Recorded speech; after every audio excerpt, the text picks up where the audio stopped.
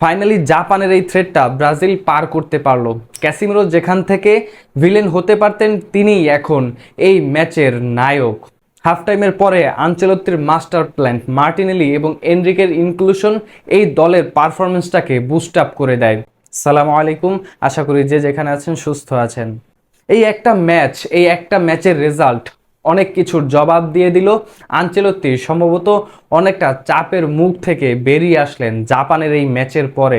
জাপানের বিপক্ষের এই ম্যাচ অনেক চাপ ছিল, যেখানে জাপানের অনেক কথাবার্তা, জাপানের প্লেয়ার কিংবা কোচের আক্রমণাত্মক কথাবার্তা, সেই সব চাপ এবং ফ্রেন্ডলি ম্যাচের সেই 3-2 গোলের পরাজয়, সেই চাপটা অনেক বেশি চাপ, সেই চাপ অনেক বেশি ব্রাজিলের উপরে আছড়ে পড়ছিল।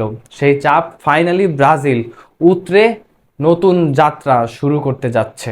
তবে এই ম্যাচে ব্রাজিলের ভয়টা যেখানে ছিল, সেখানেই কিন্তু ব্রাজিল গোলটা হজম করে। 29 মিনিটে দানিলোর ওই মিস পাসের কারণেই ব্রাজিল এই গোলটাকে হজম করে এবং ক্যাসিমিরোর যে কম গতি, এটা নিয়ে অনেক সমালোচনা ছিল, সেখানে ধরা খেলেন এই ক্যাসিমিরো এবং ফাইনালি এলিসন বেকারও এই বলটাকে আর গ্রিপ করতে পারলেন না। ব্রাজিল এই গোল হজম করার পরে আদৌ কামব্যাক করতে পারবে কিনা, যেভাবে জাপান লো ব্লকে ডিফেন্সিভ খেলছিল, সেখান থেকে ব্রাজিল এই ম্যাচ আদৌ বের করতে পারবে কিনা আমারও কখনোই বিশ্বাস হয়নি। তবে হাফ টাইমের পরে আনচেলত্তির মাস্টার প্ল্যান, এনরিককে নামিয়ে দেওয়া, এটাই ছিল সম্ভবত এই ম্যাচের সবচেয়ে সবচেয়ে গুরুত্বপূর্ণ সিদ্ধান্ত। কেননা এনরিক যতগুলো রান মেক করেছে এই ম্যাচে, ব্রাজিলের অ্যাটাকে অনেক বেশি সুবিধা এসেছে। ভিনি কিংবা মার্টিনেলিরা যেভাবে সুযোগটা পেয়েছেন, সম্ভবত এই এনরিকের অ্যাটাকগুলোর কারণেই। এনরিকের বিশেষ একটা দিক এই ম্যাচে সবচেয়ে গুরুত্বপূর্ণ ছিল, যেখানে এনরিক বল লুজ করেনি। ফাইনালি সে বলটাকে শর্ট করেছে, অথবা তিনি একটা পাস দিয়ে তার অ্যাটাকটা কমপ্লিট করেছে। এই ম্যাচ নিয়ে কথা বললে কথার আসলে শেষ হবে না। ফাইনালি জয়টা উদযাপন করাই যায় এখন। ব্রাজিল, জাপান, যেই দলটা 2019 সালের পর থেকে কোনো ইউরোপিয়ান দলের বিপক্ষে হারেনি, এবং জিকো এই দলটার সঙ্গে ছিলেন একটা সময়।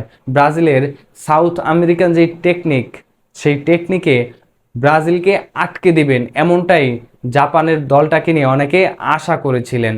তবে গোলটা হজম করার পরে ব্রাজিল যেভাবে সতর্ক হয়েছে এবং শেষ মিনিটটা পর্যন্ত অনেকটা ক্রোয়েশিয়ার ম্যাচের কথা মনে পড়ছিল, যখন দ্বিতীয় গোলটা চলে আসে, আরও 4 মিনিটের মতো খেলাটা বাকি ছিল।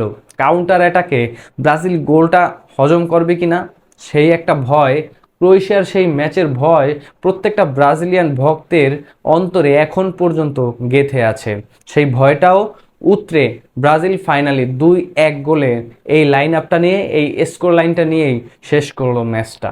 তবে মার্টিনেলি একটা সুপার সাব, ভিনির কারণে এই প্লেয়ারটা ব্রাজিল দলটায় সেরকমের একটা সুযোগ পায় না। ফাইনালি সুযোগটা কাজে লাগিয়েছেন। সম্ভাবনা ছিল এই ম্যাচটা এক্সট্রা টাইমে যাবে, কিন্তু ব্রাজিল ফাইনালি ইনজুরি টাইমটাই এই ম্যাচটাকে বের করে নিল। দ্বিতীয় টিম হিসেবে ব্রাজিল পরবর্তী রাউন্ড অফ 16-এ পা রাখলো। পরবর্তী রাউন্ডে প্রতিপক্ষ কে হবে, সেই অপেক্ষায় এখন team Brazil. Carlo Ancelotti Selecao শিবিরে একটা সেলিব্রেশন পার্টি করতেই পারেন, কেননা এশিয়ান জায়ান্ট কিলার এই যে জাপান টিমটা শেষ কয়েক বছর যেভাবে পারফরমেন্স করছে, বিশেষ একটা ইনফরমেশন, এই জাপান দলটার সাথে 25 জন অ্যানালিস্ট এই দলে এই ট্যুরটাতে গিয়েছে, সবগুলোই ইউনিভার্সিটি স্টুডেন্ট। একটা দল কতটা গোছানো এবং প্রতিপক্ষকে নিয়ে কত বেশি অ্যানালাইসিস করা যায়, সেটা সম্ভবত এই জাপানি সেই নজিরটা গড়েছে। তবে এই ম্যাচ নিয়ে আপনার আসলে কোন কোন জায়গা নিয়ে এক্সাইটমেন্ট, কিংবা ব্রাজিলের কোন কোন ভুলগুলো এই ম্যাচে আপনার চোখে পড়েছে, কমেন্ট বক্সে নিশ্চয়ই আপনার মূল্যবান মন্তব্য জানাবেন।